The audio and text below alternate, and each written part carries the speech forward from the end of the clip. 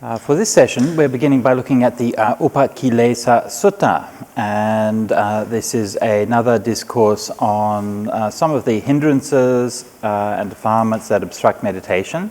And in this case, the normal group of 5 hindrances is expanded, and we've got a whole bunch of little defilements. So you thought that there were only 5. Ha ha ha ha ha ha ha. So as usual with all of these things, that it depends on how you count them, right? So if you count them in terms of the big ones, then there's only a few, but then when you start looking at all the details, you can divide it up into many different details.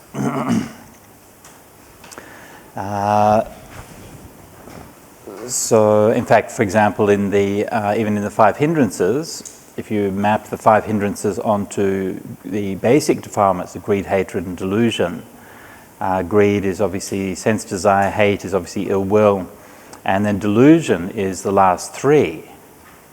So the last 3 hindrances: sloth and torpor, falling asleep, restlessness and remorse, inability to be present.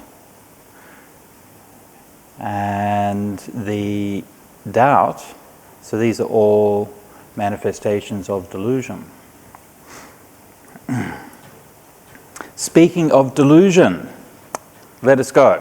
So I've heard, at one time the Buddha was staying near Kosambi in Ghosita's monastery. Now at that time the mendicants of Kosambi were arguing, quarrelling and disputing, continually wounding each other with barbed words.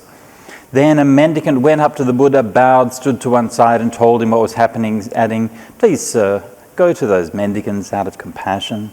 The Buddha consented in silence. Then the Buddha went up to those mendicants and said, "Enough, mendicants, stop arguing, quarrelling and disputing." When he said this, one of the mendicants said to the Buddha, "Wait, sir, let the Buddha, the Lord of the Dhamma, remain passive, dwelling in blissful meditation in the present life. We shall be known for this arguing, quarrelling and disputing." For a second time and a third time, the Buddha said to those mendicants, "Enough, mendicants, stop arguing, quarrelling and disputing." And for a third time that mendicant said to the Buddha, "Wait, sir, let the Buddha, the Lord of the Dhamma, remain passive, dwelling in blissful meditation in the present life. We shall be known for this arguing, quarrelling and disputing." Can you imagine?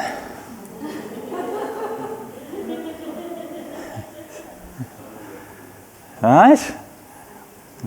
Can you imagine? And of course the sad fact is, well, yes, actually you can imagine. That is actually pretty much how people are. So attached to their little arguments that they won't even stop when the Buddha says to stop. And it's nice to think about how delusional those mendicants at Kosambi were for not doing what the Buddha said, until we remember how many times that we haven't done what the Buddha said. So maybe, Anyway, so what were they arguing about? Well, it seems, according to the Vinaya, the story is told in more detail, that one of the monks in the monastery had left a little container of water in the toilet, uncovered. And then one of the other monks came along and said, "Oh, you shouldn't leave the water out in the toilet like that, and because then the mosquitoes will come and they will put their larvae in there. So they lay their eggs in there, and you get the larvae and the mosquito in the water. So you shouldn't leave the water uncovered." And he said, "This is a Vinaya offense." And the other monk said, "No, it's not." And he said, "Yes, it is." And he said, "No, it's not." And that's how it all started. And people began taking sides, and they began saying, "You're accusing my teacher of this thing." And he said, "But there's my teacher's better than your teacher, and you're accusing this one of this and that one of that." And that's how it all started. And again, when you see that, you think that's crazy. How could people be arguing about something so stupid? And then you remember, when have people argued about anything that wasn't stupid? People argue about stupid things like all the time. Anyway, this is the story of the monks at Kosambi. So there's a whole kind of cycle of these stories, and they're found in different aspects of it are found in the suttas and the Vinaya. So it's not all in one place. You will be pleased to know that they did eventually sort themselves out, but it did take some time. Anyway, so the Buddha had tried to settle the dispute, and then, having failed, he robed up in the morning, taking his bowl and robe, entered Kosambi for alms. After the meal, on his return from alms round, he set his lodgings in order. Taking his bowl and robe, he recited these verses while standing right there.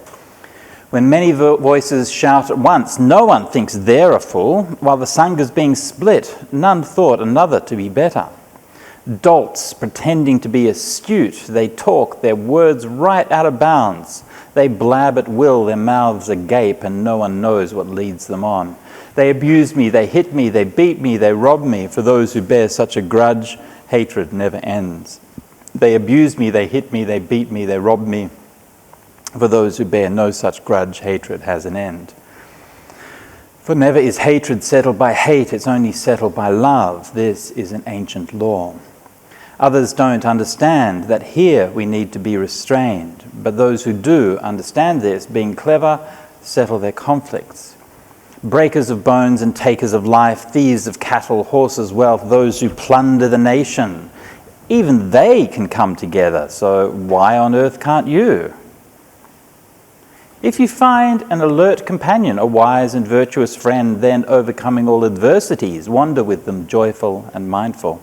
If you find no alert companion, no wise and virtuous friend, then, like a king who flees his conquered realm, wander alone like a tusker in the wilds.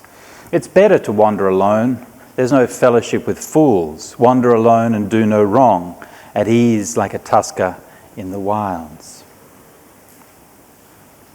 After speaking these verses while standing, the Buddha went to the village of the child salt miners, where Venerable Bhagu was staying at the time. Balaka Lona Karagamo.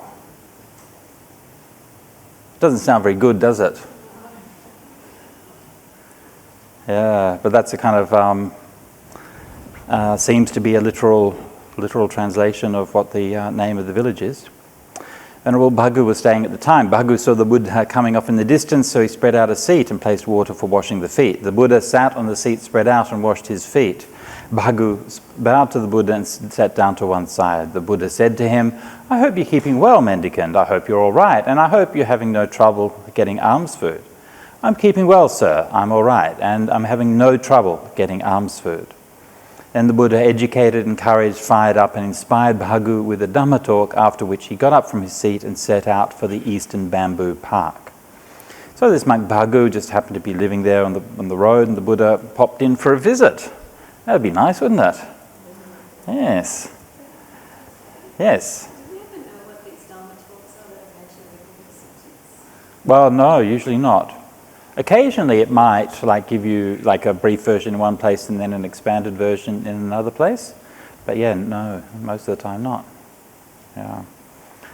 Now at that time, Venerables Anuruddha, Nandiya and Kimbila were staying in the Eastern Bamboo Park.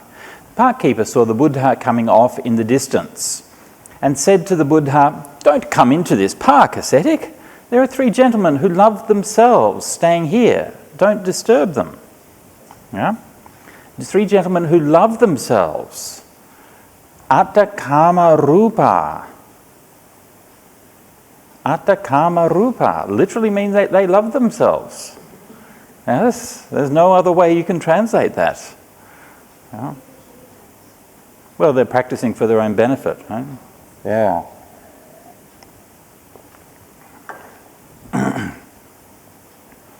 So the park keeper, right? So you can imagine the Buddha walks in here, comes to the gate at the entrance there, and then the guy at the gate says, "No, you can't come in. They're doing this class upstairs, and you're not allowed to come in."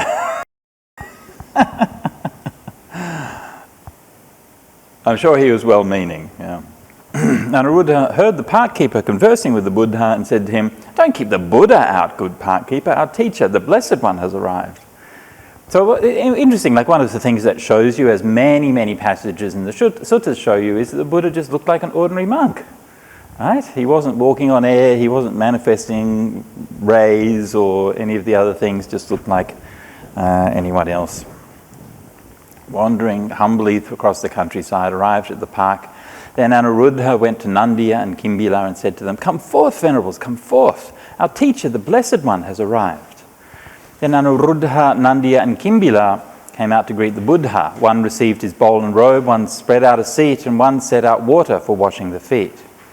The Buddha sat on the seat, spread out, and washed his feet. Those venerables bowed and sat down to one side. The Buddha said to Anuruddha, "I hope you're keeping well, Anuruddha and friends. I hope you're all right, and I hope you're having no trouble getting alms food." So notice it's the same kind of formula the Buddha would use when speaking with Bhagu earlier, and this is a kind of a standard, civil greeting and pleasantries that the Buddha would exchange. One little idiom I just comment on here, the vocative. Like normally in the Pali Suttas, we use the vocative very commonly. It's a word used to address somebody. And here the vocative is Anuruddha, right? But it's a bit unusual because Anuruddha is one of the three monks. But here the Anuruddha vocative is in plural. Actually, literally the Anuruddhas. Yeah? And so this is an idiom, so it's used to refer to the three of them, but under the name of the first one. Yeah? And so this is why I've translated it as Anuruddha and friends, to try to capture that idiom. If you say Anuruddhas, it sounds a bit odd. And if you say Anuruddha, one of them, then you're excluding the fact that he's speaking to all three. I hope you're keeping well, Anuruddha and friends. I hope you're all right, and I hope you're having no trouble getting alms food. We're keeping well, sir. We're all right, and we're having no trouble getting alms food. I hope you're living in harmony, appreciating each other without quarrelling, blending like milk and water, and regarding each other with kindly eyes. I can imagine if the Buddha got a negative answer to that question, he'd probably be like, "Okay, I'm out of here. Enough. Indeed, sir, we live in harmony, as you say. But how do you live in this way?" And so this is an example of a Sangha community and how they live in harmony. In this case, sir, I think I'm fortunate, so very fortunate, to live together with spiritual companions such as these. I consistently treat these venerables with kindness by way of body, speech and mind, both in public and in private. I think, why don't I set aside my own ideas and just go along with these venerables' ideas? And that's what I do. Though we're different in body, sir, we're one in mind, it seems to me. And the venerables Nandiya and Kimbila spoke likewise, and they added, "That's how we live in harmony, appreciating each other without quarrelling, blending like milk and water, and regarding each other with kindly eyes." Yeah. Good, Anuruddha and friends, but I hope you're living diligently, keen and resolute. Indeed, sir, we live diligently, but how do you live this way? In this case, sir, whoever returns first from alms round prepares the seats and puts out drinking water and the rubbish bin. If there's anything left over, whoever returns last eats it if they like. Otherwise, they throw it out where there is little that grows, or drop it into water that has no living creatures. So in other words, they're avoiding polluting the environment. Then when they put away the seats, drinking water and rubbish bin, and sweep the refectory. If someone sees that the pot of water for washing, drinking or the toilet is empty, they set it up. If he can't do it, he summons another with a wave of the hand, and they set it up by lifting it with their hands. But we don't break into speech for that reason. And every 5 days we sit together for the whole night and discuss the teachings. That's how we live diligently, keen and resolute. Okay, so not spending their time with idle chit-chatter, working together harmoniously to do the duties inside the monastery, and then spending every few nights practicing meditation.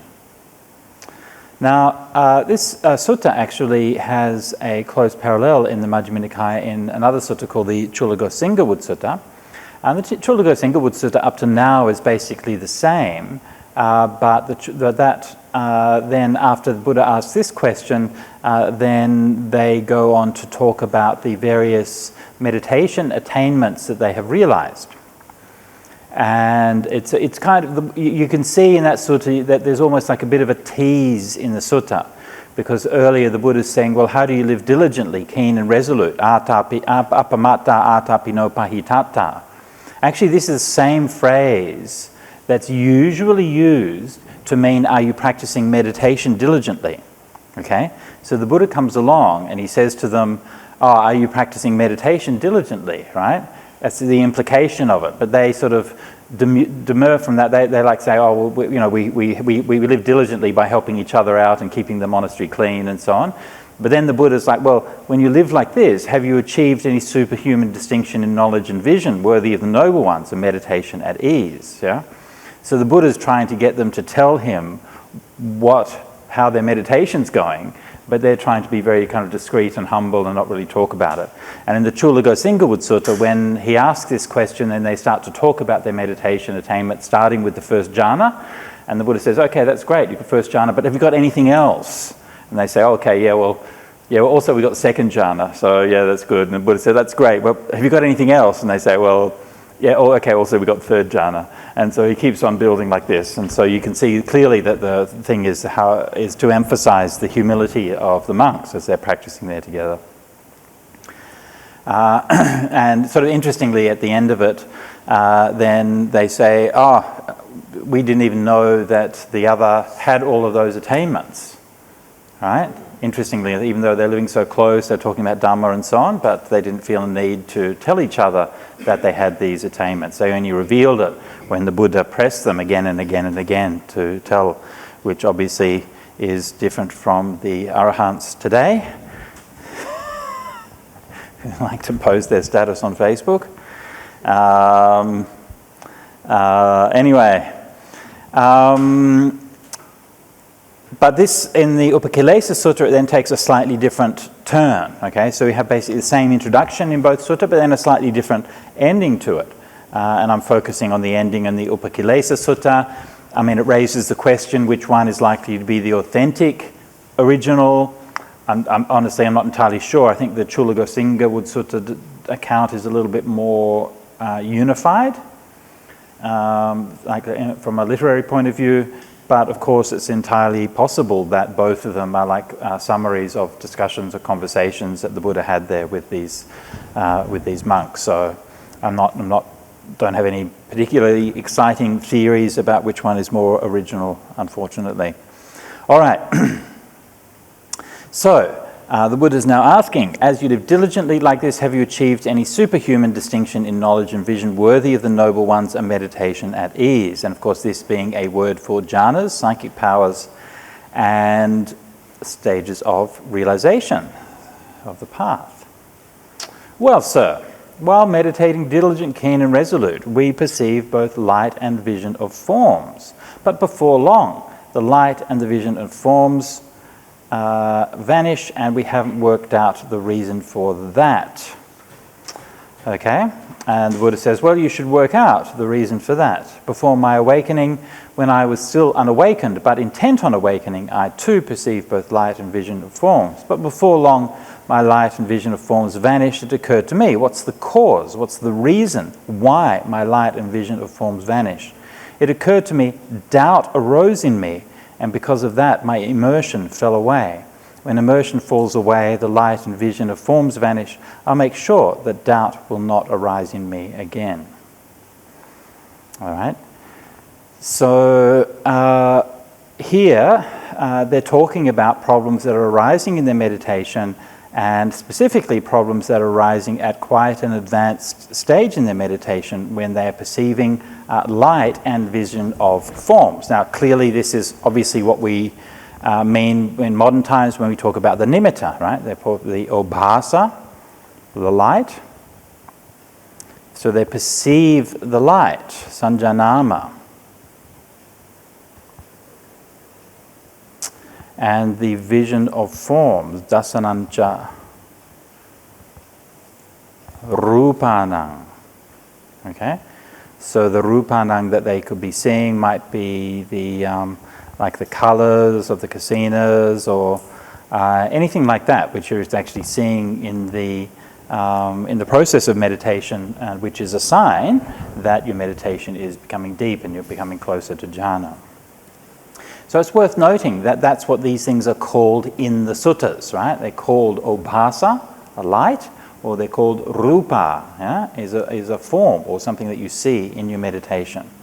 Now it's somewhat confusing here that in this passage it also uses the word nimitta, but the word nimitta here can easily be mistaken to mean the samadhi nimitta. And I think, in fact, this is one of the passages that usage was ultimately derived from. But it doesn't actually really mean that here. The word nimitta in the suttas often means a cause or a reason for something. And so that's what it's being asking about this. You should work out the reason for that. Yeah? And so we know that's what it means because that's exactly what the Buddha goes on to talk about later on. He says, this is what is the cause, what is the reason? Yotako hetu, yo pachayo. Right? So nimitta, hetu, and paccaya all are words for a cause or a reason, and they are listed as synonyms in places in the suttas. So the point of this passage is to talk about that light and that vision of forms, okay, which is appearing in your meditation, but when your meditation is still fragile, still not firmly established, then it can disappear. And it's kind of odd because it's often not exactly clear why, right? So that there's a process of discovery. And so one of the things that the Buddha is saying here, in fact the main message of this sutta, is that when these obstacles happen in meditation, that they do happen for a reason. It's not just something which is mysterious. It's not just something that, oh well, that just happened. Right? It's something that you can understand, and this is what the pativijhama is about, right? We should learn to understand it. It's up to us to try to figure it out so that we can succeed in our meditation.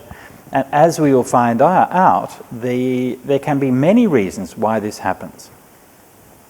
Now, one of the other interesting things about this is, and this is very of how the Buddha talked about his own meditation before his awakening, right? And every single time the Buddha talks about his meditation before his awakening, it's very similar. He says, this is what I was trying to do, this is how I was meditating, these were the problems that I had, and this is what I did to overcome the problems that I had. He's not saying, here I was, a meditation superstar, and everything came easy to me and I just had to sit and boom, there was enlightenment, right? He's saying, you're going through these struggles. You know what? I went through these same struggles. Yeah? And every single time the Buddha is talking about meditation, especially in the Majjhima Nikaya, you look at like the Dveda Vitaka Sutta or so many different places, the Bhayabhairava Sutta, another good one, then the Buddha is saying the same message. I went through that problem as well, right? And so this is, don't give up, is what he's saying, yeah? Don't give up. Let's see, what are the reasons? First reason, doubt, vicikicca. Of course, doubt we're already familiar with from the 5 hindrances, yeah? And so obviously doubt can take many forms. Yeah? Doubt in and of itself isn't necessarily a bad thing. When the Buddha spoke with the Kalamas and they said to him, we've got all these different teachers coming and teaching all these different things and we're having a lot of doubts about this. And the Buddha said, you're doubting in a doubtful matter. Yes, it's reasonable to have doubts about that. Yeah, and so there are many situations in life like that. You don't know which way it is to go, to where you're going to get to. I have doubts about it. That's reasonable to have those doubts. Yeah? But we need to be able to overcome them, especially in the deep part of meditation. So this is one of the kind of traps that Mara gives us. Yeah? When we're meditating, just as things start to get good, Mara will say, do you really want to be doing this? Yeah, maybe you could go and be doing something else. Yeah? Is this the best use of your time? I heard there was a good monastery over there. Maybe we should go over there and practice, yeah? Or like maybe anapanasati isn't right for you. Maybe you should be trying some other meditation. I don't know. Yeah. And so all of these little doubts, subtle ones, gross ones, yeah? And they come up, the small little ones. So there is a time for doubt. But we need to remind ourselves, okay, when in that meditation is not the time for doubt. All right? Now, one of the ways that we can deal with that is by giving ourselves a time for doubt. Yeah? That's why, for example, we have Dhamma discussions. And we can ask questions. Oh, actually, I have a doubt about this. I don't know. Actually, is this right or is this wrong? And then we can talk about it. If you try to sort of bottle it up and pretend that you never have any doubt, then it can build up. So this is why the Buddha said, yes, faith is antidote to doubt, but also investigation is the antidote to doubt. Yeah? Inquiry is the antidote to doubt. Yeah? You can't always solve all your problems by inquiry. Yeah? It's just how it is. But at least we can tell ourselves, give ourselves permission to ask these questions, and then it's kind of okay. All right. So doubt. Any questions on doubt before we go on? Tom has a doubt about doubt. So who has this experience this problem?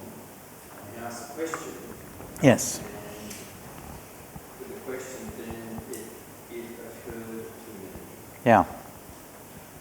What are the implications about this process, or the way this works? By having a question, focusing on a question, it occurred to Yeah. how does that? I'm not quite sure what you're getting at. Well, if you ask the question, Yeah. there's something that happens that it can occur to you if what you answer. Right. So it may not work like all the time, but it could be doubt arose in you.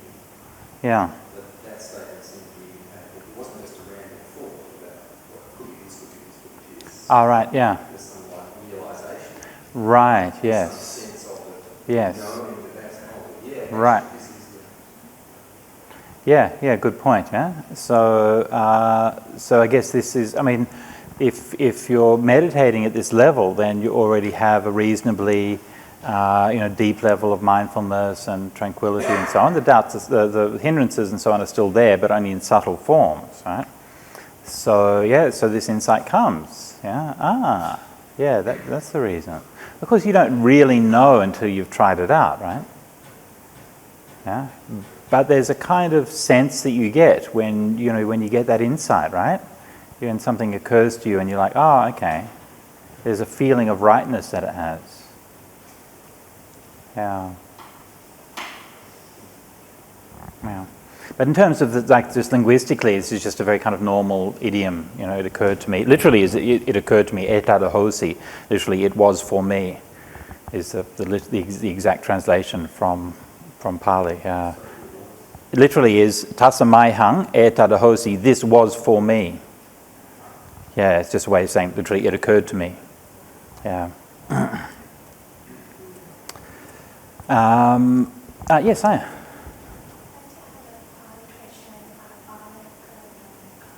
Yes. Where are we now? Okay. Balaka, which normally means children. Right. Balaka, lona, lonaka, lonakara, lonakara. Balaka, lona, salt, kara. Salt makers or salt miners, gamo.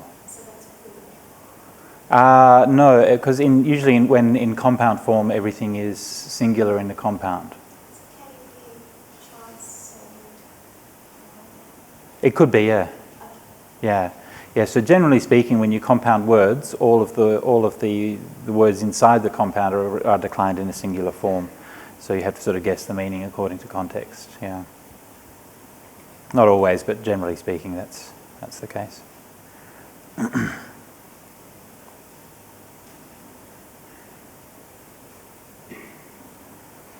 All right, doubt.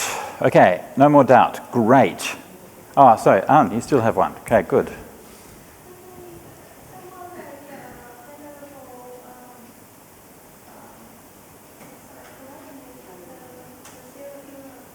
Angulimala. We saw his stupa this morning in Savatthi. Yeah. Anyway, go on.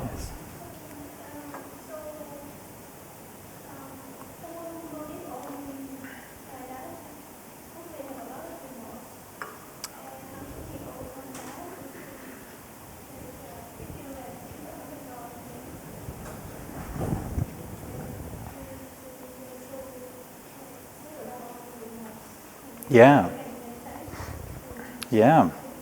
Yeah, good question. So one of the 5 hindrances is remorse, and obviously killing lots of people, generally speaking, is a good reason to have remorse, right? Now see, the thing with, like normally you think like a serial killer or someone like that, normally you think they're going to be a psychopath. And if you're a psychopath, you're not going to have any remorse. You literally don't feel anything about it. There's just not there. But you're also not going to become an arahant because you've got no metta, you've got no compassion, you've got no higher spiritual qualities at all, right? So clearly Angulimala wasn't a psychopath, right? He was a person who did bad things and he chose to do bad things, but he had that moral sensibility. And when that moral sensibility was awakened in him by the Buddha, he was able to change his ways, yeah? Now that remorse, as you say, must have been something that plagued him. But I think one of the main points of that story, right, is that it is possible to let go of that remorse from the past. We are not trapped by it. Actually, here's the thing, is that the past is past, actually. And we go and dig it up. We go and disturb it in the present. The past isn't actually forcing itself on us.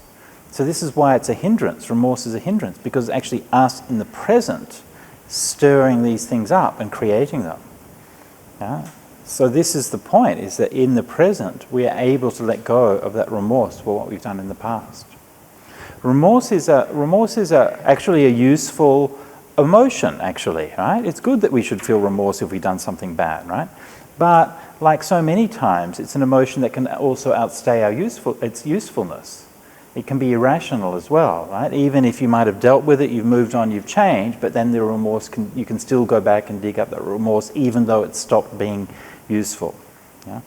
So what that's showing is that it is possible to let go of remorse, even such a massive amount of it. It's a very hopeful message. Yeah. Okay. All right, next one. What's the reason why my light and vision and forms vanish? So the same thing happened. So the Buddha's got rid of his doubt. Fine. Meditate. The light comes up, nimittas, everything's great. Then they go away again. What's the reason? What's the cause? What's the reason? And so, one of the interesting things about this is it's showing that that process of meditation, even when you're at a very subtle level, actually, right? The Buddha's already at a very advanced level here, but still, it's a slow, gradual process. It doesn't just turn around and just go automatically. Why? Next one. Loss of focus arose in me. Amanasikaro. Yeah? I could have translated that as inattention. Yeah? Loss of focus arose in me, or inattention. Yeah? So again, when you're meditating, sometimes, again, this is quite a common one, right? When you're practicing, and especially if you've been practicing for quite some time, then you just kind of lose your focus on your meditation, right? You just kind of drift a little bit and you're not really paying attention.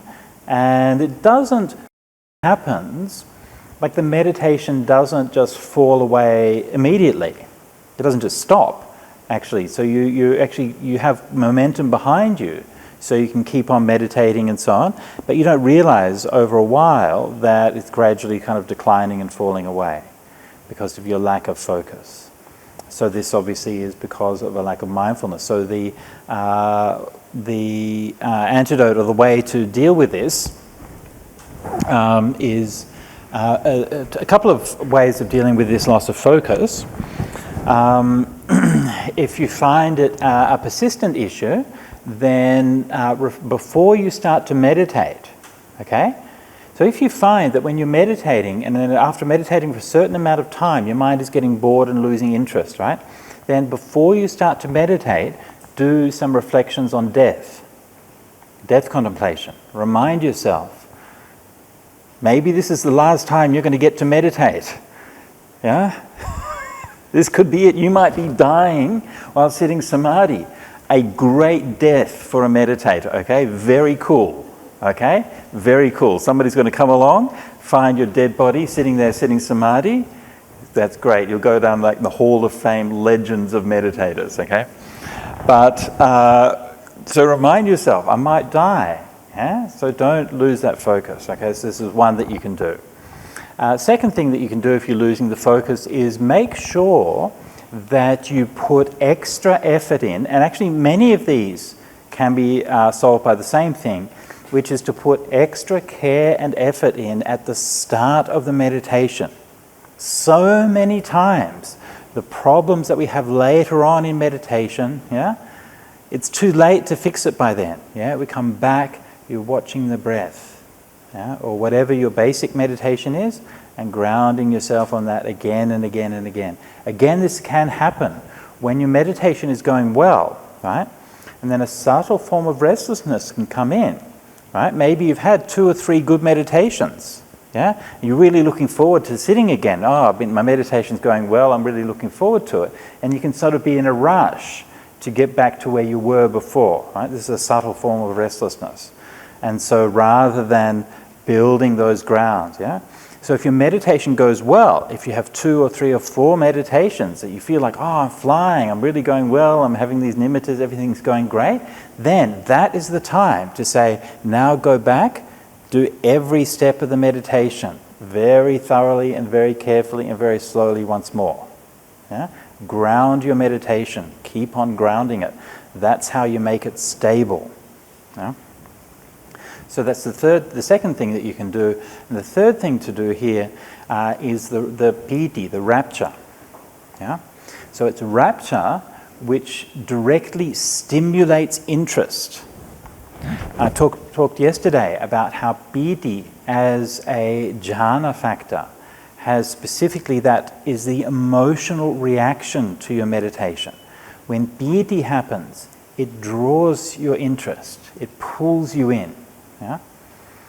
And so if you're finding that your loss of focus is happening, then put more emphasis on giving rise to piti earlier on.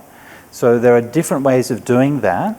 Sometimes you can do it by doing, if you have a lot of faith in the Buddha, you can begin the meditation with a recollection of the Buddha, and then that can give rise to a lot of piti. Sometimes doing a metta meditation can also help to give rise to a lot of piti. Sometimes you can do it just by reminding yourself of that fact. Yeah? Sometimes just to do that, you can just turn your mind a little bit and then the piti will come up. Yeah? So that you have to find your way of doing that. But that interest will tend to draw the focus and stop this problem of inattention. Okay? Any questions on that one?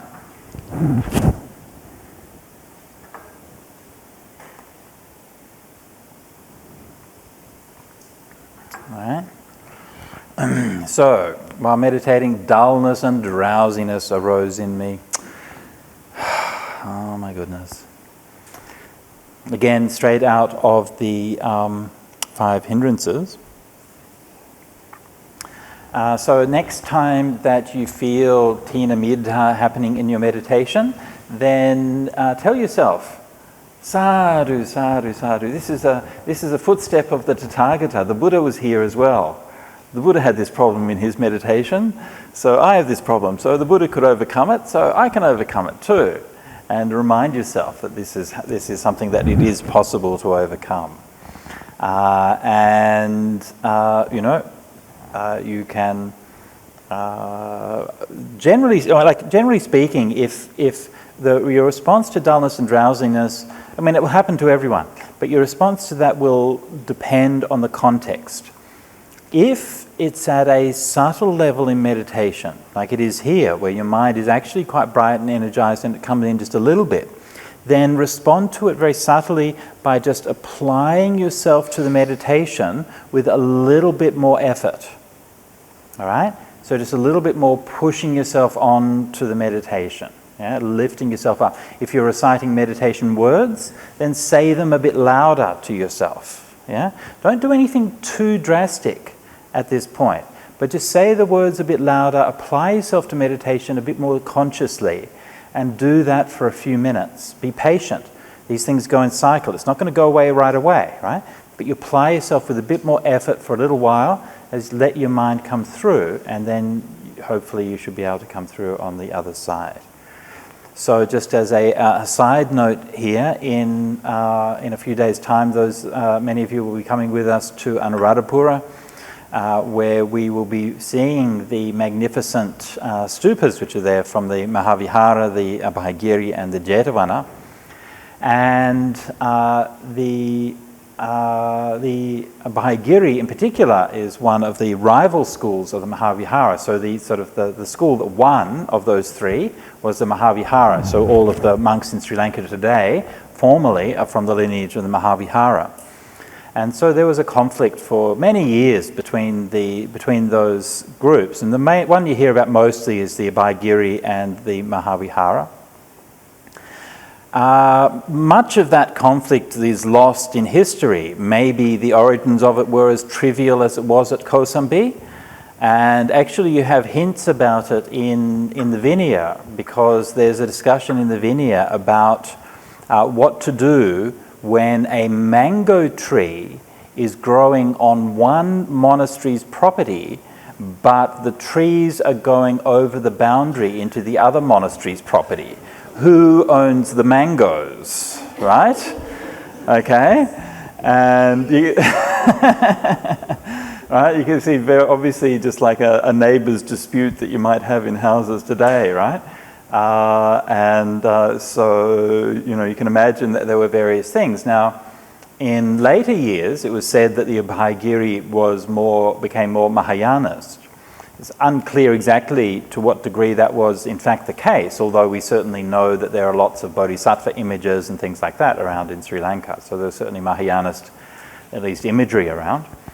But for many hundreds of years, actually, there was very little doctrinal difference between those two schools. And in fact, I've just finished reading the Vimutthi Magga, translated by my friend Venerable Jnanatusita. So the Vimutthi Magga is one of the very, very few remnants of Abhayagiri literature, and it was taken from Sri Lanka to China and translated into Chinese. Subsequently disappeared in Sri Lanka, but it was adapted and enlarged to form the Visuddhi Magga, which of course is very famous meditation manual in the Mahavihara school. Actually, the Vimutthi Magga and Visuddhi Magga are very similar. The main difference being that Visuddhi Magga has a lot more stories, and it has some more kind of explanations of things, like more grammatical explanations and other things. But the general layout, teachings, explanations, and everything are all very similar. Anyway, so in the discussion of the doctrinal differences between the Mahavihara and Abhayagiri, the main one is the definition of middha. Okay, which means translated here as drowsiness. And according to the Mahavihara, drowsiness was purely mental drowsiness. According to the Abhayagiri, it could also include physical sleepiness. That's it. So that's the main doctrinal difference between those two schools. And that's how scholars will tell which text a school belongs to. They look for that difference because everything else is the same. Yeah. So it's really, I think it's worth pointing this out, because when we talk about like ancient schools of Buddhism and these kinds of things, people having these different interpretations, very often the differences in interpretations were very, very small.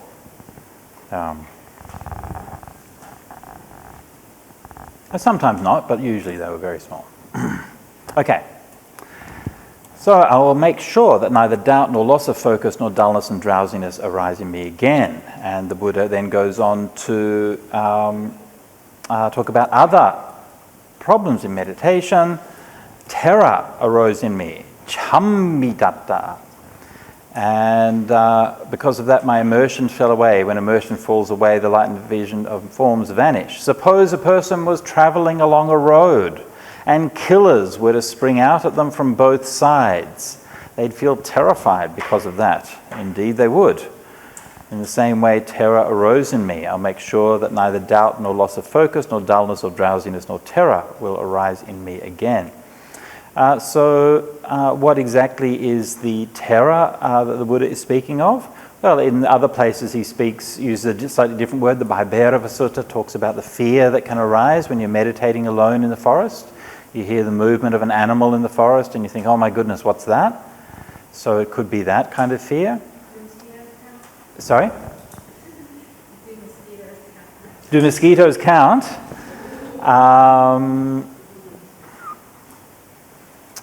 I think these days you can be scared of mosquitoes because we know they carry diseases, but I don't know if they actually knew that they carried diseases in those days. So they're more of a kind of annoyance than anything, yeah. Oh, by the way, how were we last night with the meditation? Was it okay? Was it good? You want to do that again? Yeah? We got a reluctant yes from Adrian, so it was good, yeah. No, it's nice. Okay, great. So we'll keep doing that for the rest of the retreat, weather permitting. Actually, when we go there this evening, we'll just check because there has been some rain. So we'll just double check if the grass is not sodden. If it's sodden, we'll be inside. Terror arose in me.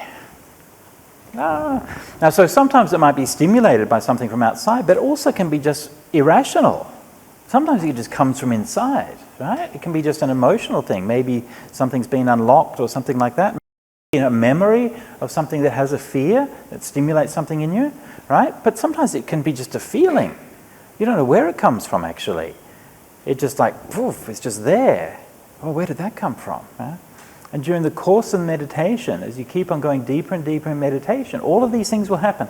Any emotion that you can possibly think of or name, it will happen. Yeah? And you'll experience this whole range of emotions, and many which you don't have a name for, will also happen. That's the course of meditation. So terror, and then you might be, sometimes it's weird because you're thinking, oh, here I am sitting, I'm actually perfectly safe, sitting in my nice little hut, doing my nice little meditation, and then suddenly I feel terrified. So you watch that. Okay, there's a fear. So again, this is like the way that the way that it's described. It's like it's a bit like a kind of a jump scare in a horror movie, right? It's just like you're sort of leaping out and it's like wah, and you don't know what's going on. But in meditation, it can be odd because it's not always really obvious about what it is that's causing that fear or that terror. So how do we deal with this? Well, again, it kind of depends. If it's something that just happens, and then goes away, then sometimes you don't really need to do anything. In that case, you'd say, well, just be patient. Yeah? Just be patient, go back, start again, meditate. Okay. If it happens more than once, then we start to maybe think about it a bit more deeply. Well, maybe there's some kind of emotional thing which is coming or something like that. Now, the meditation factors which can counteract that kind of fear, I think especially would be the experience of sukha, right? The sukha, the pleasure, the happiness, because sukha is like Experiencing sukha in meditation is like a comfy sofa. Sukha is like a big hug in meditation. Sukha tells you actually everything is okay. And it reminds you, it's all right. Yeah? Yes, Ling. What happens if there's really no ghost? Then your terror is quite justified, yeah? Then you're like, oh, that's all right. Yeah, it's a rational fear. Oh, I'm scared of a ghost. Okay, that makes sense. Yeah. What would you do if you saw a ghost in your meditation? Have you ever seen a ghost in your meditation? I'm not quite sure, but I was checking, and luckily, there was a reverend actually just happened to be there and stand right next behind me and asked me to actually breathe in. She was actually giving me guided meditations, and she was actually guiding me because I was actually shaking and I was actually sweating. So sorry, the ghost was giving you guiding meditation. No, I'm reverends. Ah, one of the reverends was there. Ah, okay. She's a human. Oh, okay. That makes sense. Yeah. Yeah, Reverend Lee is actually and helped me to actually breathe. Was guiding me out of it. Oh, that's nice. It's nice that you had her there to support you, right? Yeah. Yeah. Well, if you do meditate and a ghost does come to you, the first thing I would say is hello. Yeah. Most ghosts are just kind of lonely. How's it going? What's up? Yeah. And one thing to always remember with all of these kinds of things, none of them have the Dhamma. Actually, you have the Dhamma. That means you've got the power. And it doesn't matter what kind of force or anything like that happens. And again, and when you're meditating, and it doesn't really matter when it's real, okay? I mean, you can do a Ghostbusters test or something like that and see is this real or something like that, that's all right. But when you're meditating, it doesn't really matter. What matters is you feel this presence, you experience this presence, you know? And I mean, obviously, in a way, it is culturally conditioned because obviously, if you're from Laos or Thailand or something, I mean, they love ghosts. Oh my goodness, they just love them so much. I don't know, in Sri Lanka, do they have so much of a ghost thing? Do they do? Sri Lankans are a bit more rational, aren't they? Or they like to think they are. A little bit more, yeah. From time to time, yeah. Probably not to the same degree, but Thailand and Laos, they love them. They love the ghost stories, yes. So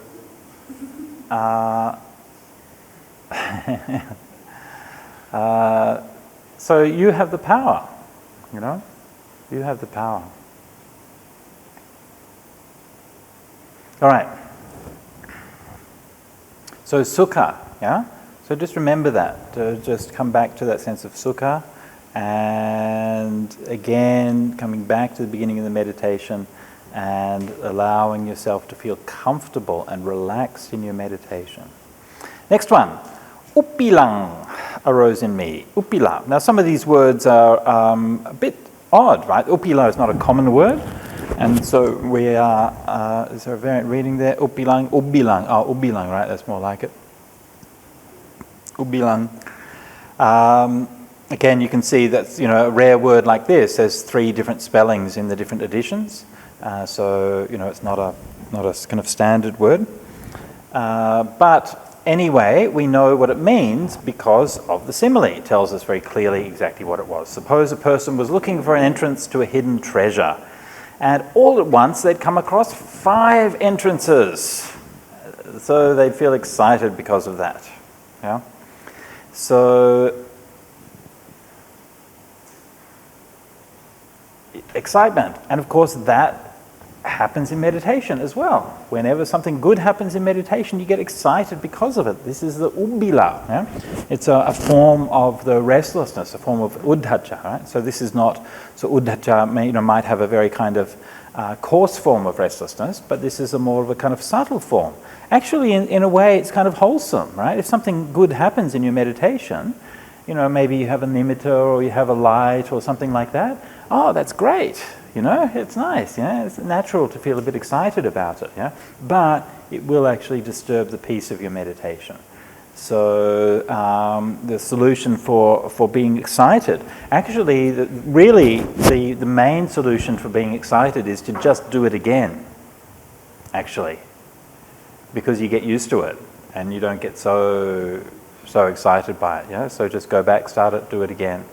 And when you start the meditation, like if that's happening, something good happens, you have a nimitta, you have a light, something, and then you get excited about it, goes away, and then just take a second to just remind yourself, it's all right. It's all right, this is natural. This is the process of meditation. When your mind becomes peaceful, the hindrances become quiet, and these lights will manifest. This is natural. And when the lights manifest, you become excited by it. Also, this is natural. And just remind yourself of that a little bit, and remind yourself next time, a bit more equanimity, all right? A bit more equanimity, and then start again. And again, you can observe this from the beginnings of meditation. So look at how again, this is your emotional response to meditation. Remember we talked about piti as being the uplifting, exciting emotional response to meditation, right? So ubbila similar to piti in this way, and then that's replaced gradually with upekkha as the equanimous response. So if you're feeling this ubbila, then a little bit more equanimity when you're starting the meditation. And build it from the beginning, and then you should be okay. All right? Any questions on that? Yeah. I've heard the yogas being taught with passive and energetic sort of balancing factors where you're bringing in the appropriate energy Right. or calming. Yep. Is this similar? Could be, right? So if you're being a bit too energetic in your approach to meditation, then maybe this is a sign that just to sort of back off a little bit. Yeah, definitely. Yeah, so a bit more tranquility, a bit more samadhi. Yeah. Good. Next, where are we? Oh, discomfort. The next one, duttula. Right? Duttula. Often it's kaya duttula. Yeah. And so duttula is just a kind of feeling of discomfort in the body, right? So somehow, sometimes you maybe get like a feeling of tension, or just feeling like your body is unease or itchy, or maybe you're painful for sitting for a long time or something like that. But this is not so much the physical feelings of that, but more just some kind of mental manifestation. And probably it's a manifestation of restlessness, and you've been sitting for a long time and everything's going okay, but then somehow you just feel discomfort. Sometimes it can be because of like some kind of emotional issue, right? When you're meditating, maybe you sort of kind of touch some kind of emotional issue which might bring up some kind of remorse or something like that, and that can also create some kind of discomfort. So when this happens, again, once more, come back to the start of the meditation, lay the groundwork for the meditation, and again, the tranquility and the confidence and the sukha are going to be helping to overcome that sense of discomfort. Now, if that discomfort really is physical discomfort from sitting too long, all right? So if you're meditating and you're developing these states, these nimittas and so on, then usually it takes quite a while of sitting, and you're going to have to work up to that. Now, if your knees are sore or your back sore or whatever from sitting too long, then you might want to think about using some kind of sneaky strategy that can make your sitting meditation a bit more effective. All right? The most obvious one is to do a lot of walking meditation. Yeah? So you do a lot of walking meditation until you feel your mind is good, nice, pliable, And you can even just set a seat for meditation just near the end of your walking meditation path, if you can. So you meditate until your mind feels really good in the walking meditation. Yeah? Sometimes it might take a few hours. Yeah? Just back and forth, and then tiredness comes and goes, attention wanders, and then keep bringing it back, and then you can get into a zone with your walking meditation. You feel really mindful and really nice and really smooth, and you're like, okay, and now I'm going to sit. Mindfully come, slowly, mindfully, carefully, and then begin your sitting meditation from there. And then that can help you to go more deeply in your sitting meditation, but without sitting for such a long time. Yeah. Another obvious one for sitting meditation is to have a good posture and a good seat. So if if you're sitting on the floor, then make sure that you have a good cushion. Make sure that your posture is adjusted properly. If you're not sure how to do that and you're feeling discomfort when you're sitting on the floor, then I would suggest go and see a yoga teacher and have the yoga teacher check your posture and adjust your posture for you. Because sometimes we don't really know exactly how we're supposed to be putting our legs and our feet and things like that. And if somebody who knows what they're doing can do that, and then they can say, oh look, you're a bit tense here and a bit tight there, and they can give you some stretches for those areas. Yeah? So sometimes it's about getting the right cushion, sometimes about exactly the right posture. And ultimately, if you need to sit on a chair to meditate, that also is fine. Yeah? So especially if you're on an intensive retreat, you're doing a lot of practice, and sometimes it can become quite painful in the knees. So don't end up in hospital like me twice. So yes, anyway.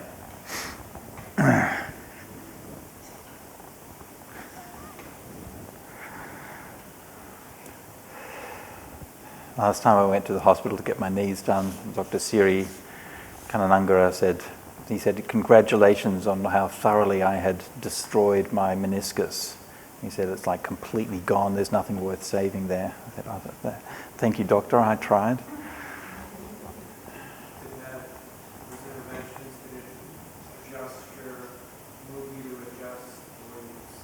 Yeah, usually I sit on a chair now.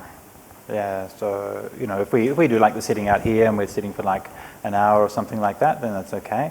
But I can't really sit too much longer than that in a day, without my knees starting to get sore. Bit unfortunate, right? Honestly, Ajahn Pasano, Ajahn Benindo, it's like an epidemic among the senior Western Ajahns. Most of the senior Western Ajahns have had knee operations. Yeah. Ajahn Brahm hasn't. He's never had any knee problems. It's very annoying. But most of the senior ones do, yeah, because when we're living in Thailand, you're sitting on the floor all the time. You're not used to it, and that's not good. When I said it to Ajahn Menindo, I said, look, we've got to do something about this. We can't just be ruining everyone's knees. And he said, we're a cowboy operation. All right, Ajahn, so, okay. Is there a more gentle I don't know, gay cowboys or something, I don't know.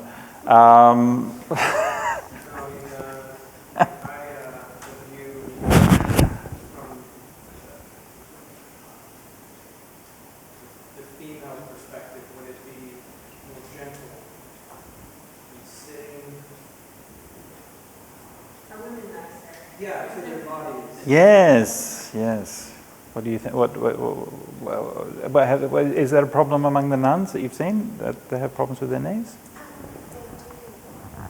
Most of them are more kinder to their bodies, they change posture. Right. Yeah. It's really not even just the meditation. It's actually the lifestyle of the monks in Thailand which really does it. It's not just the sitting meditation, because whenever you don't have any chairs in the monastery. Whenever you're sitting, you're always on the floor. So eating the meal, drinking a cup of tea, all of these kinds of things. So you don't really get that relief. And then you're wearing these rubber flip-flops all the time, which don't give you any support. And they actually provide up like a platform, and then your leg swivels. And then you're walking on rough paths. This is what was explained to me later. by the doctors who were despairing looking at my thing. They say you're walking on rough paths, so you're kind of, your knee is going like that and it's wiggling. So when you're sitting, you're actually making your knee very loose, you know? And then when you're walking, you're then twisting it. And it's that combination of things which really does it.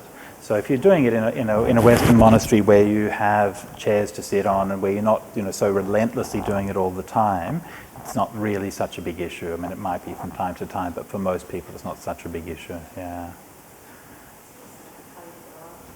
Oh, absolutely, yeah. And that's the thing, of course, for the Thais, it's not a problem because they grew up. You know, you go to a Thai house and the kids are sitting on the floor watching the telly and playing games and things like that. It's just, you know, it's just normal, yeah. And then when you say that, I remember in this monastery and I'm like, you know, my knees are sore or something like that, and the Thai monks are saying, that's so sorry to hear that your knees are sore. And then after a while they say, yeah, we get sore knees too, you know, but we just don't make such a fuss about it. They didn't quite say that, but this is the kind of sense. Be like, no, actually it's really different, you know. And yeah, anyway, I did end up in hospital twice, so. Yes, fun story, okay. First time I went to hospital to get my knees done was in Perth. Go to the hospital, and this was just after I'd arrived in Perth, so I come back from Thailand, okay, and go to the hospital, this has nothing to do with anything, and I'm sitting down in the waiting room in the hospital to do my interview, and there was a television in the waiting room, right, so this is the first time since I've been a monk that I'd seen a television, pretty much, for years, and I'm sitting there and I'm seeing this television, it's in the middle of the day, and it's Oprah. And she comes up, and I do not kid, the first thing she says is, we've had this amazing story for you today. It's about this young boy who was brought up in a Buddhist monastery. So this was the story. Anyway, there you go. So that was my story. Okay, moving along. Next one. Excessive energy. Okay, aradha viryam. Yeah? Literally, acha is ati. Aradha, roused up, virya, energy. So overly roused up energy or overly applied energy. Because of that, my immersion fell away. Yeah? So this is something, you know, this is the thing that we talk about often, like trying too hard, pushing too hard in meditation. Supposing a person were to grip a quail too tightly in his hands, it would die right there. Poor quail. Oh my goodness, they're so cute. Yeah, you can see we saw them when we were driving around in the bush and things like that, sort of going around and so on. Little birdies, yeah, you're holding it in your hand, and if you grip it too tightly, it's going to die. Yeah? Pushing too hard, yeah? Squeezing too hard. Yeah? So, a lot of that sort of excessive application, again, being a manifestation of restlessness, wanting to go too fast in the meditation. So again, remind yourself, take your time, yeah, gradually, slow and gradually. And again, this is why building the foundations of the meditation, going back again, mindful breathing in, mindful breathing out, mindful breathing in, mindful breathing out. You know how many times you should watch your breath coming in and out before you go to higher stages of meditation? Sorry? The longer? As long as it takes, yes. Yes. I was going to say how many times? More. As a general rule. But yeah, don't worry. Any time that you spend mindfully watching your breath is not time wasted. You are building the foundation for all of the higher achievements in Buddhism. And you could do just that for the rest of your life, and it would be a life well lived. Don't be in a rush. Yeah? And so that excessive energy, keep on coming back, just do the basics. Yeah? And again, excessive energy is that lack of equanimity, right? Again, overly applied energy. And next one. So these very subtle things. Then the opposite of it can happen. Ati lina virya, yeah? To lax energy. Yeah? Suppose a person were to grip a quail too loosely, it would fly out of their hands. Yeah? So it's a beautiful image to just know that just enough, yeah? If you're holding a little bird in your hands, Just enough, not too much to squeeze it and hurt it, and not too little to let it fly away, and just that right amount. And so again, these are aspects of sloth and torpor, of tina midha, dullness and drowsiness, but very subtle aspects of it, right? So when you're going deeper in meditation, then the mind, all of those really coarse defilements are gone. But then these subtle ones, you tend to either push a little bit too hard on the meditation, or you tend to just fall back a little bit from the meditation. That's these two. Okay, next one. Longing arose in me. Abhijapa. So longing, it's not really specified here, but I think probably what longing here means is, because the word abhijapa is quite an unusual word. It's not just ordinary like craving or something like that. I think what it means is the longing to get into that jhana, that longing to be free, right? That longing, thanks, so you're feeling that, that next one. Or maybe, a lot of the time what happens to meditate is that you maybe have a really nice meditation, and then you come to meditate it again, and then you think, I want to get back to that same place. The problem is that same place doesn't exist. It's not real. It's just a memory. You have to get back to this place. This place is where meditation happens, not what you're longing for. Perceptions of diversity arose in me. Nanatta sanya. So nanatta sanya. So what this is, again, this is a very kind of general term, and it can have a number of different meanings. But the basic idea here is that meditation is based on a unity of perception. Right?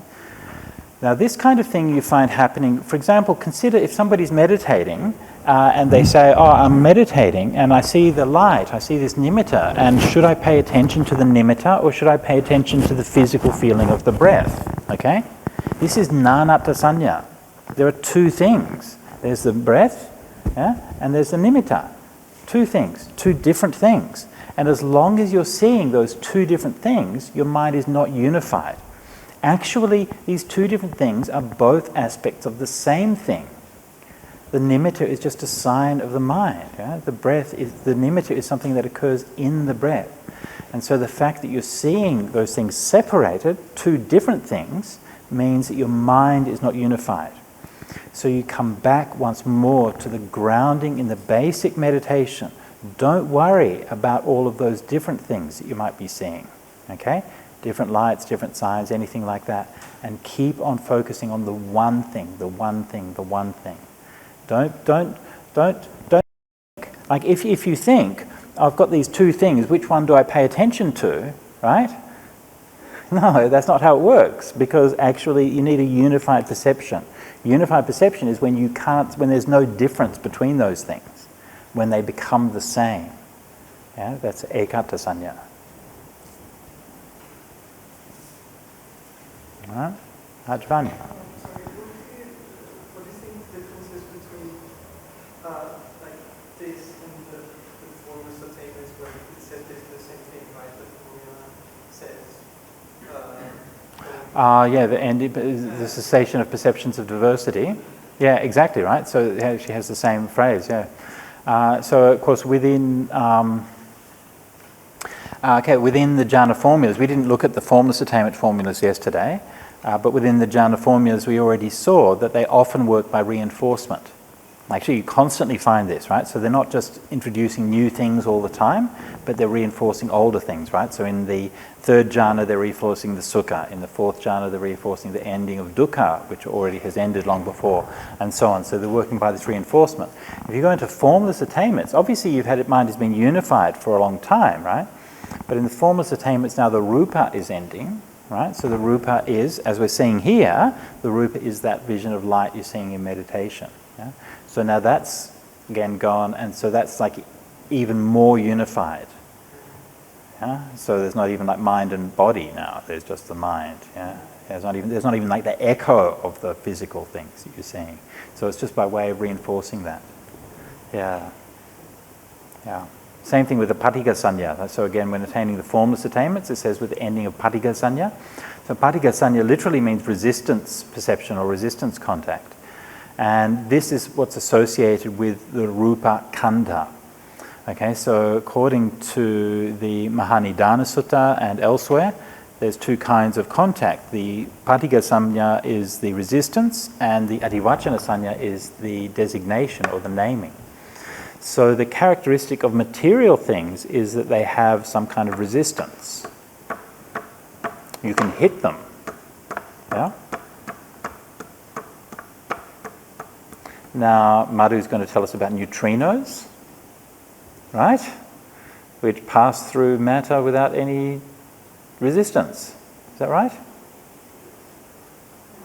Something like that. But they can still be measured. You can still have some kind of physical... it is possible to make some kind of physical conditions where you can create resistance and measure them. So generally speaking, this is the physical thing. Now, even when we're in meditation, when you have this obhasa and this rupanang, these still belong to the rupa khandha. All right? So the rupa khandha includes sukuma rupa, the subtle form, which is the form which is perceived inside the mind.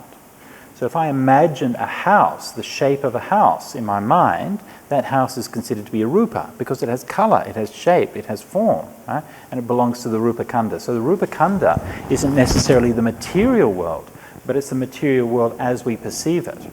And so both the external material world, which might be acknowledged by science, but also the inner perception of that, which we see in meditation, is also regarded as part of rupa khandha, which is why the rupa jhanas are called rupa jhanas. They're based on perception of light, which is still a form, it's still part of the rupa khandha.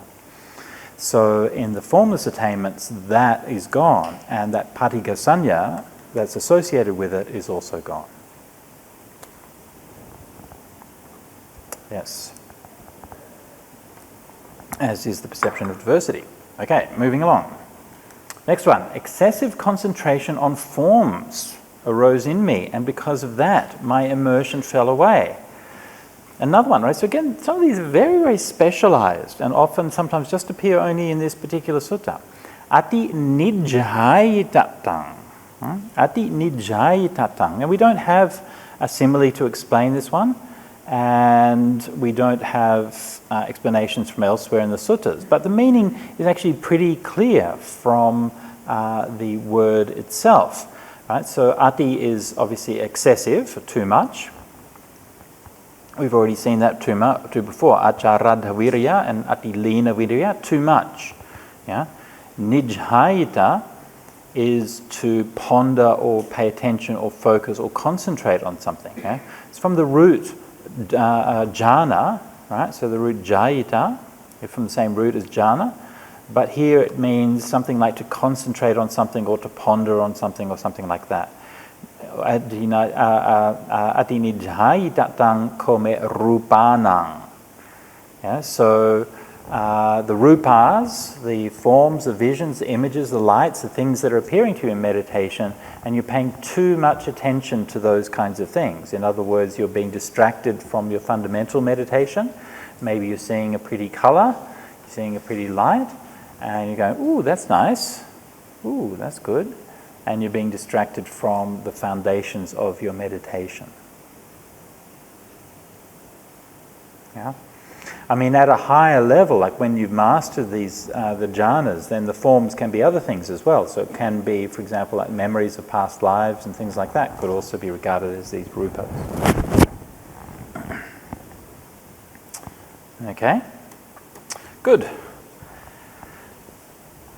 When I understood that doubt is a corruption of the mind, I gave it up. I understood that loss of focus, dullness and drowsiness, terror, excitement, discomfort, excessive energy, overly lax energy, longing, perception of diversity, and excessive concentration on forms are corruptions of mind. I gave them up. When meditating, diligent, keen, and resolute, I perceived light but did not see forms, or I saw forms but did not see light, and this went on for a whole day, a whole night, a whole day, even a whole night and day. And I thought, what is the cause? What is the reason for this? And it occurred to me, when I don't focus on the foundation of the forms, the rupa nimitta, yeah? The rupa nimitta, the cause of the forms, the reason for the forms being there, but focus on the foundation of the light, then I perceive light and do not see forms. But when I don't focus on the foundation of the light, but focus on the foundation of the forms, then I see forms and do not perceive light. And this goes on for a whole day, a whole night, even a whole night and day. When meditating diligent, keen, and resolute, I perceived limited light and saw limited forms, or I perceived limitless light and saw limitless forms. And this went on for a whole night, a whole day, even for a whole night and day. And I thought, what is the cause? What is the reason for this? And it occurred to me, when my immersion is limited, right? So when my samadhi is limited, parita, then my vision is limited. With limited vision, I perceive limited light and see limited form. So this is referring to the fact that all of these things that we're seeing in meditation are, of course, products of our own perception. But when my immersion is limitless, then my vision is limitless, and with limitless vision, I perceive limitless light and see limitless forms. And this goes on for a whole night, a whole day, even a whole night and day. Right? So the Buddha giving here a hint for the extent of which his meditation is going. So these different kinds of experience can have different causes, and by practicing in different ways, you can give rise to different kinds of lights, different kinds of visions, different kinds of what today we would call nimittas in meditation. And each of those different kinds of experiences will have its own practices that will tend to give rise to those experiences. And by paying attention to that, then you can control it or give rise to limited or obviously limitless ones, appamanani rupani. After understanding that doubt, loss of focus, dullness and drowsiness, terror, excitement, discomfort, excessive energy, lax energy, longing, perception of diversity, and excessive concentration on forms are corruptions of the mind, I had given them up. I thought, now I've given up my mental corruptions, now let me develop immersion in 3 ways. Tividhena samadhing bhavemi. I developed immersion while placing the mind and keeping it connected, so that's with vitaka and vichara, without placing the mind but just keeping it connected, which is the avitakampi vichara matang samadhing bhavesing, without placing the mind or keeping it connected, with rapture, without rapture, with pleasure, with equanimity. Now, yesterday when we talked about the 4 jhanas, I mentioned that in the suttas the Buddha talks about these same kind of experiences from many different perspectives. And obviously this is another perspective on the 4 jhanas. Clearly it's talking about the same thing, but there's a little bit difference, right? Normally vitaka and vichara are given up together.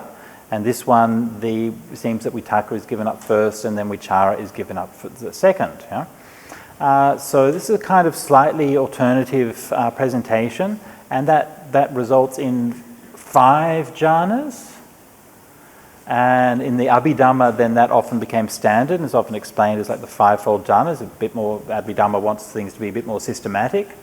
But of course, normally vitaka and vichara are given up together, so this is perhaps either considered a more, perhaps a more gradual development, or even a more kind of refined development, if you like, that you can sort of distinguish between these things. But similarly with and without rapture, with pleasure and with equanimity. So still developing the jhanas, but just a slightly different approach to developing them. So when I developed immersion in these ways, the knowledge and vision arose in me. My freedom is unshakable. Akupa me ceto vimutti ayamanti majati nati dani punah bhavoti. My freedom is unshakable. This is my last rebirth. Now there are no more future lives. That is what the Buddha said. Satisfied, the Venerable Anuruddha was happy with what the Buddha said. So this is the Upakilesa Sutta, and it discusses in quite a lot of nice detail some of the more subtle refinements of the hindrances that are often encountered by meditators especially when you're in that kind of zone, when most, the meditation's going well, most of the coarser hindrances are left behind and moving towards jhanas. I'm going to just discuss slightly more briefly another sutta now, which also talks about that same kind of phase from a slightly different perspective. So this is the Pangsu Dhovaka Sutta, and Guttara Nikaya number 3.101. Sorry, Lucy? Oh, sure. Sorry, yeah. MN 128 back? Yes, please. I had two actually, but No, please, go on. one was, it always says, I'll make sure that this doesn't happen again. Yeah. It sounds very confident, like you have that level of control. Right. And is that the case? I've often thought with many of these things, they arise, it's not something you can control, so here's dullness, and then you deal with it. But it sounds like I'll make sure that these things Right. happens and dullness doesn't happen or whatever. So, can you do that? Can you make sure that it doesn't arise? Well, I guess it's more of like a kind of determination. Okay, now I'm going to do this, and I'm going to make sure that that doesn't happen again. Yeah. Yeah. I mean, the more decisively that you can deal with it, then the less it's going to take hold of your mind. Yeah. But I mean, that confidence is also like the flip side of the lack of doubt. Yeah. The Buddha didn't seem to lack confidence, did he? No, like even when he was left his home, he's like, okay, I'm going to find an end to birth, aging, and death. Okay? I'm going to do whatever it takes. Yeah. Sorry, I'll come to you in just a second, Deepika, but Nilu, she had a second question. I wonder if it's just like, this one paragraph I really struggled with.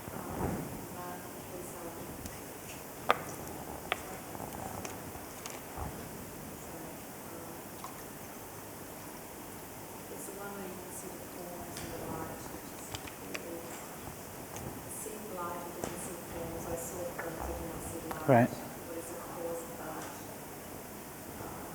I really didn't get it. Well, just think about it in terms of like different experiences that you can have in meditation. Yeah. So sometimes you might have an experience which might be just like a general experience where light appears to you. Yeah. Another case, and it might look like something which is very specific. You know, like maybe you see devas coming to you, or maybe you see like a circle, or like the moon, or something like that. So you can have these, like nimittas can appear in countless different ways. Actually, if you look in the Visuddhimagga on the description of nimittas, and it has all these different ways that nimittas can appear. Again, it's just produced by perception. So the manner in which the nimitta manifests doesn't matter too much. Yeah? So what the Buddha is really talking about there is about like mastering to be able to meditate so that the nimitta can manifest in all of these different kinds of ways. And so if you want to experience those different nimittas, then you can just practice in that way. It will give rise to that. Yeah. Yeah. I mean, they're also kind of they can be also associated with the development of the psychic powers, like recollecting past lives and these kinds of things. Yeah. Okay. Good. Deepika.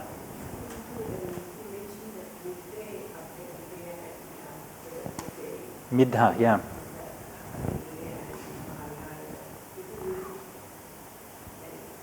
Yeah. Oh, well, in the Bhagiri, they have what they call Middha Rupa, which basically is physical sleepiness. Of course, everyone acknowledges you can have physical sleepiness, right? But where is physical sleepiness considered to be a hindrance? So the Theravadins say no. They say hindrances are purely mental things. The Theravadins the Mahavihara would argue, look, the Buddha got tired, he got sleepy, he would lie down to have a sleep, but he didn't have hindrances in his mind. Yeah? Whereas the Bhagiris would say that there's a physical component to Middha. So I'm sure that they would have an answer to that argument, right? I mean, they were living next door to each other. They must have talked about these things, right? So the Mahavihara would have said to them, but the Buddha got sleepy, and he didn't have hindrances, And I'm sure they would have had some reply to that, right? They probably would have said, well, that's an exception or something like that. But generally speaking, they felt that sleepiness, physical tiredness, was regarded as a hindrance. And I mean, it's not a, I mean, you can understand, like from the Mahavihara, like so many times when you see these disputes, right, that you can see actually both sides have a point, right? On the one hand, from the Mahavihara point of view, actually these are all mental qualities, right? And they're to be abandoned through the practice and development of the mind, right? So that makes sense. But on the other hand, practically speaking, yeah, you get tired in meditation and you start to yawn and your body feels heavy and it really does feel like that there's a physical component, you know, and if you haven't had any sleep, then it's really hard to meditate. So I can see the kind of the point that, you know, both of them would have on that. Yeah. Yes. The Patigha Sampasa. Yeah. There's any kind of rupa still has the Patigha Sampasa, yeah? Including even the Sukkama rupa. So even subtle form still has that subtle kind of impact. Yeah. Because it's because that subtle form is like an echo of the material form. So it still carries that properties of the material form, even if it's actually happening in your mind. Yeah. It's interesting, isn't it? Yeah. Yeah. Yes. The corruptions of the mind or the poisons of the mind, and Right. bringing the antidote to sensual desire, generosity, renunciation, Yeah. will, loving kindness, for ignorance, for delusion. How is Anya unified in terms of recognition of suffering, the intent to let go, harm, phenomenal will? Well, I mean, Panya is the root of all of this sutta, isn't it? You should understand the reason for that. Right? That's the Four Noble Truths. There's a cause for that. You're experiencing this suffering. There's a cause for it. What is the cause for it? So you're actually using your wisdom faculty all along the line, you know. And again, this is something of those of you who are familiar with Ajahn Brahm's, meditation. Then he will always talk about this. Like, use your wisdom power and not your energy power. Yeah? And this is what he means, right? You're using your wisdom to understand why your meditation is going. Yeah. But in addition to that, also like a number of the specific issues mentioned here are aspects of delusion as well, like doubt, for example. So, yeah, you have to use your wisdom to overcome those things. All right? Okay, let's look briefly at the Pangsu Dhovaka Sutta. And Guttara Nikaya 3.101. Gold has, so this one skips the introductory portions, has the Buddha beginning by speaking. Gold has coarse corruptions, sand, soil, and gravel. And panna or their apprentice pours it into a pan where they wash, rinse, and clean it. When that's been eliminated, there are medium corruptions in the gold, fine grit and coarse sand. The panna washes it again. When that's been eliminated, there are fine corruptions in the gold, fine sand and black grime. The panna washes it again. When that's been eliminated, only gold dust is left.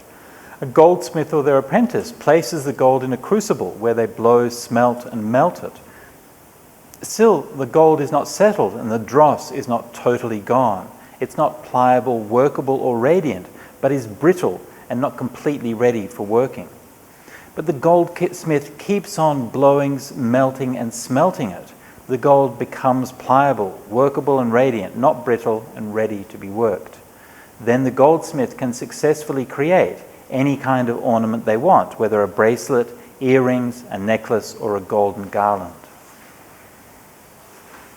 So this is one of the beautiful similes, and notice that like when the Buddha is choosing his similes, okay, he was a master of similes, right? So if they were ever to give out a prize, like an Academy Award for the best similes, the Buddha would certainly be in the running. So first thing about the similes the Buddha uses is how he draw upon ordinary things that you see around you every day. Right? I mean, this might be an unusual sight for us, right? We don't usually see this. But in those days, actually probably would be, not uncommon, right? You see a metal worker's forge and you see people doing these crafts. It would be open to the street. And so the Buddha is just observing the things that are happening around that would be familiar to everybody in the area, and they weren't, these days these things are locked up in big factories and stuff, so we don't really see them. But in those days, you'd see it on the side of the road. So he's just drawing from ordinary observations of what you see. But at the same time, he presents it in a way which is very elevating. And the nature of the simile suits the subject matter, yeah? The refinement of gold. Yeah? He's talking about something beautiful, the most beautiful material that you can have. And this is like your mind. Your mind is being refined like the most beautiful material that there can be. In the same way, a mendicant who is committed to the higher mind has coarse corruptions. Bad bodily, verbal and mental conduct. A sincere, capable mendicant gives them up, gets rid of, eliminates and obliterates them. All right. Okay, so the mendicant who is committed to the higher mind is an adhicittam anuyuttassa bhikkhuno. So the adhicitta, the higher mind, refers to practice of samadhi, practice of jhanas. Yeah?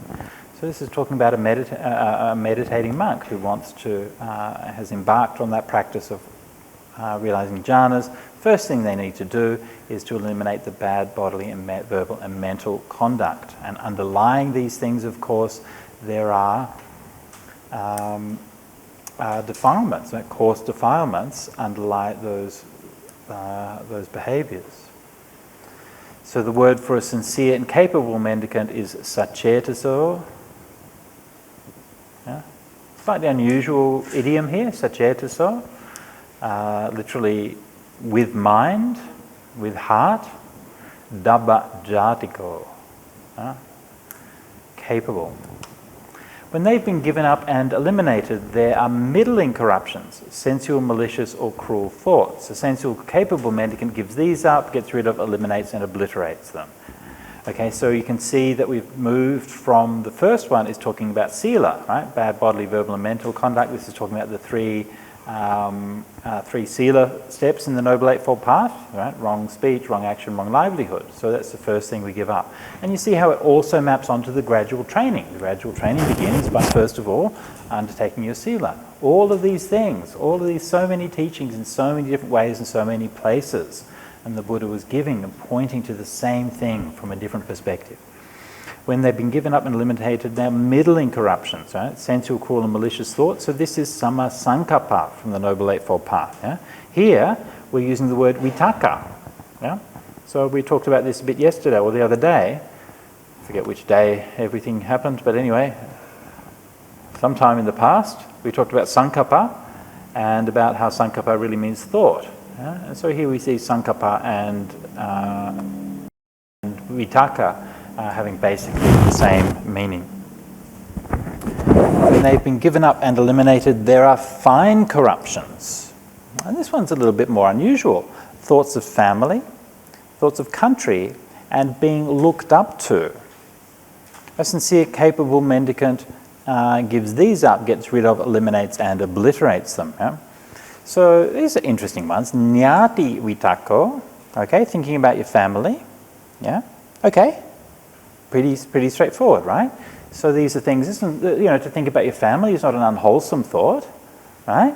You think with love and care of your family, actually can be a very wholesome thought. But when you're in your meditation, it's still a distraction, yeah? And so these can be sometimes the subtle ways that Mara will come and can distract you, right? And you'll be sitting there meditating. You think, I wonder how Aunt Sally is.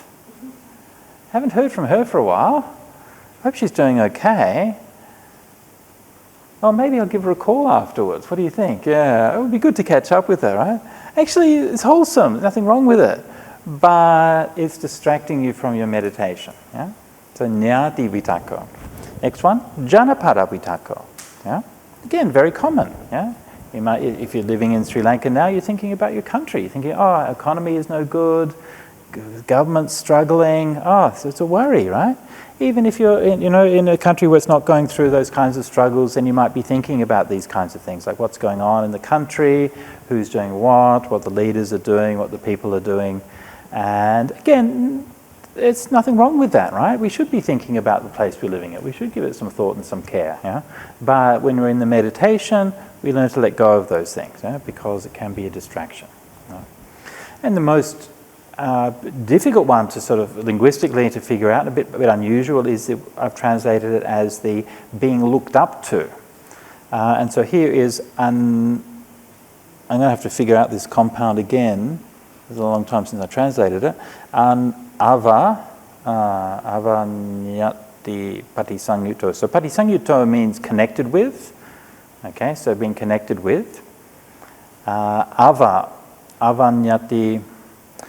So I think the idea is that to be not looked down upon, more literally, thoughts associated with not being looked down upon. So in other words, it's basically thoughts associated with prestige, yeah? Thoughts about what people are thinking about you, how people are talking about you, how many likes you've got on the Insta, and these kinds of things, right? So these are the kinds of more subtle defilements that you might have. Yes, we all know that, don't we? Sitting there in meditation and you're like, oh, I wonder how many likes my latest photo's got on Insta. Just me? No? Okay.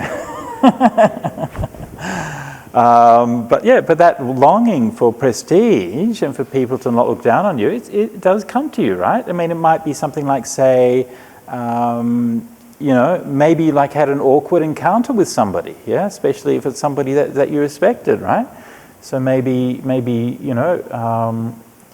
coming up for breakfast in the morning and you're walking down the steps and you trip over, and then I'm coming along and then I see you tripping over, and then you're like, oh my God, Bhante saw me tripping over, he must think I'm so clumsy and such a klutz. And so I'm not sitting there in my meditation thinking, oh, that person's such a klutz, but you might be there sitting thinking, oh my goodness, what are they thinking? So this is this kind of thought of like shame and so on, which is kind of the social kind of thought. And again, nothing too wrong with it. It's not like a really bad thought or anything, but can come and disturb you in your meditation. So time to get rid of them.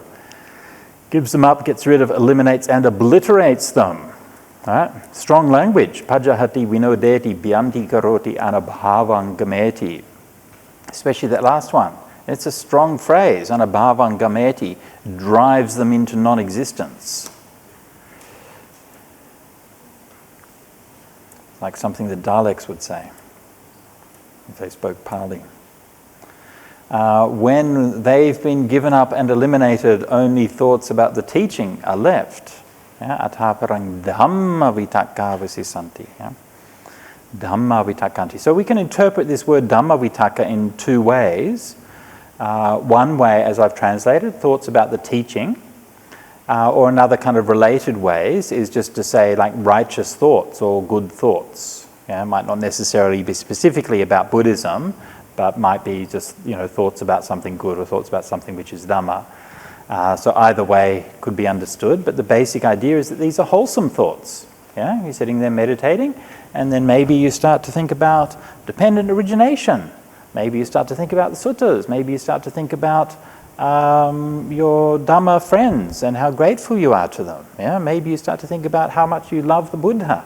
Maybe you start to think of all of these things, which are all good and wholesome thoughts. These are all right thought of the Noble Eightfold Path, actually. Yeah? Nothing wrong with them. But you're meditating. Even that Dhamma vitaka ultimately becomes an obstacle. Yeah? If you're not meditating, then this is good. Yeah? It's good to think these thoughts. But when you're in meditation, then there's a very subtle disturbance for the mind. Now notice here that there's this kind of a slight ambiguity in these couple of sentences about the state that's being experienced here, because only thoughts about the teaching are left, and then it says, but that immersion, that samadhi, is not peaceful or sublime or tranquil or unified, but is held in place by forceful suppression. Yeah? Sasankhara nigaya varitagato. Yeah? Held in place by forceful suppression. So in other words, what we're talking about here is a state of mind which is kind of samadhi. And we talked about this yesterday. People said, oh, is samadhi always jhanas, right? And I said, yeah, basically it is, right? But there are one or two places like this where it's a little bit more ambiguous, right? It's talking about a samadhi, but it doesn't really seem to mean jhanas, actually, because it's talking about a state of mind that's forcibly held in place, right? So your mind has still got that striving and still got that energy and that kind of sense of will, but the mind is still wholesome. It's only thinking about the Dhamma, but it's not quite really peaceful yet. So it's kind of slightly in between state. But clearly, whatever that is, right, it's not right samadhi. Yeah, I mean, clearly, right, it's not right samadhi. But then there comes a time when that mind is still internally settled, unified, and becomes immersed in samadhi. That peaceful, that immersion is peaceful and sublime and tranquil and unified, not held in place by forceful suppression. All right? So this is that very kind of subtle kind of state when the mind is mostly all the way there, but just those kind of subtle thoughts about Dhamma, which might be just sort of disturbing a bit. Again, this is very similar to what's talked in the Dvaita Vitaka Sutta in the Majjhima Nikaya, where the Buddha talks about his own practice and about he gave up even right thoughts, even sammasankappa has to be abandoned in order to get into samadhi. So this is what this process is talking about here. Yeah. So this is like breaking down that process of going into samadhi in a little bit more detail than we find normally.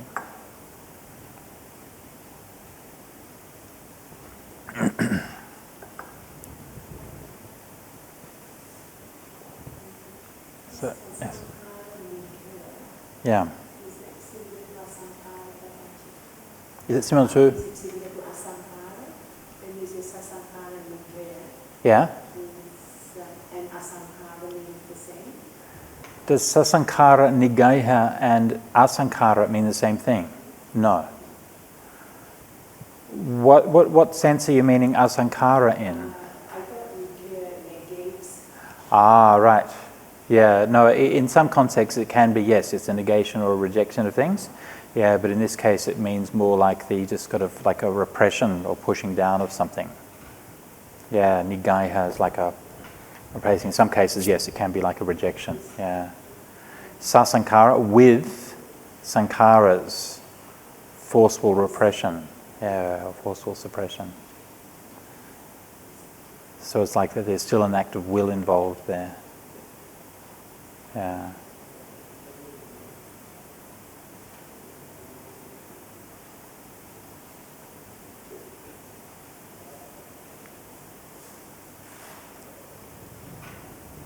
Okay. So in this case, I've translated sankhara as force. Yeah.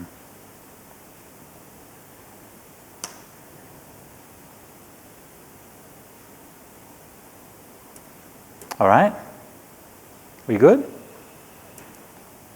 I'm just looking at the time. So the sutta, I won't go through all the rest of the sutta. The sutta then goes on to talk about, so then we have the next passage. They become capable after they've got to the peaceful and sublime samadhi, obviously, which is the jhanas.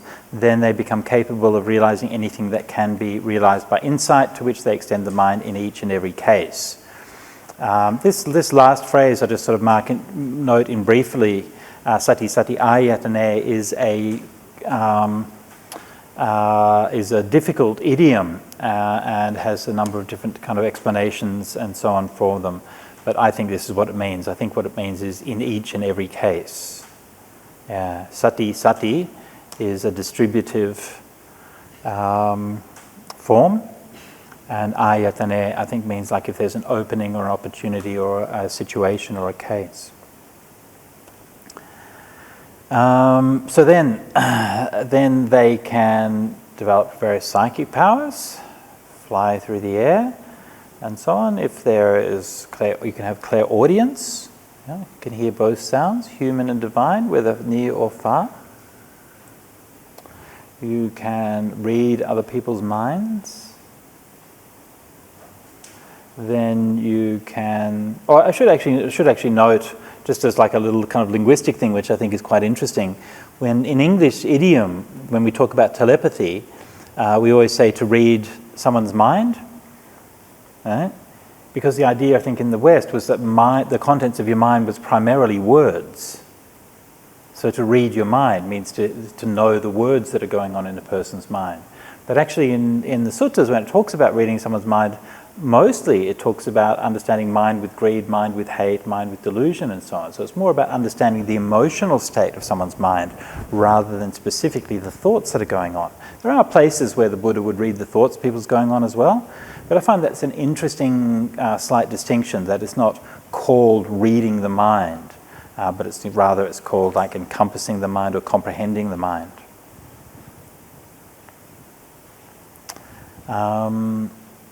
Then recollecting past lives, up to 100, many thousands of eons of past lives, and then seeing beings getting born and reborn according to their karma. So these are the 6 abhinya, the chalabhinya, which extend the 3 vijja. So we've seen the te vijja before, the recollection of past lives, the divine eye, or clairvoyance, and the ending of defilements. So that's the 3, and then these are extended to the 6, as in the chalabhinya we see here. And then finally, may I realize the undefiled freedom of heart and freedom by wisdom in this very life, and live having realized it with my own insight due to the ending of defilements. They are capable of realizing it in each and every case. So of course, this being arahantship.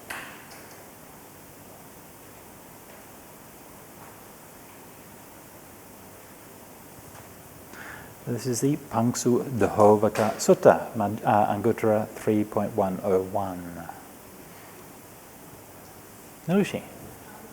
People see past lives without getting to quite that point, right? It's like a very standard thing that Yes. seeing a lot of past lives, past lives. Yeah. But it's kind of doesn't, you can find People do what? in meditation, see their own past life without quite getting to past life. Right, yeah. Yes, I agree. And I think that there are various kinds of accounts of people who can recollect past lives, either like children who can do it, or people in hypnosis and so on. And I think that so I don't think that the suttas say you can only recollect past lives based on jhana, but what's characteristic about this is the clarity and confidence with which you can see it, because the mind is so purified through the practice of jhana that when you see it, you just see, you look at how that description is, It's just like, I see here was what I was born, this is what I did, this is what I ate, this is what I went, I mean, it's a very kind of specific and confident. Whereas when people can recollect their past lives through other means, either spontaneously or through hypnosis or other things, then it tends to be a bit more dodgy. Maybe some things they get right, maybe some things they don't quite get right. Yeah? Maybe some things that they can see accurately, but also because the mind doesn't have that equanimity and that clarity, that you can also twist details, and you see the things as you thought they would. This is actually a huge problem with hypnotherapy. It was actually a crisis in psychological circles, I think in the 90s or something like that, because adults were going into hypnosis and then remembering trauma and sexual abuse they'd suffered as children, but it wasn't always real. And so this was like really kind of disturbing, right? Because to what extent with a therapy, they're having a neurosis, they're having some kind of emotional crisis as adults. The therapist is trained to believe that these crises are caused by traumas that people have when they're children. So then let's have a hypnosis so we can go and relive that trauma which we assume that you would have had. And the therapist isn't saying that to the client, but it's informing how they're going about it, and then they recollect these things. And of course, that's really disturbing for the parents. You can imagine, yeah? And I've known people who've been through this kind of process, and they've, you know, in some kind of hypnotherapy process or something, they've spoken to their parents and accused them of child abuse or something, and the parents are like, what are you talking about? And it's very hard to know, right? Is it true or is it not true? Of course the parents are going to deny it. If it did happen, right, obviously they're going to deny it, but at the same time, there were some sort of high-profile cases where it actually just turned out to be not true at all. And so that was a kind of a crisis for psychological techniques. And if that's true of early childhood memories, then of course it's going to be even more true if you're recollecting past lives.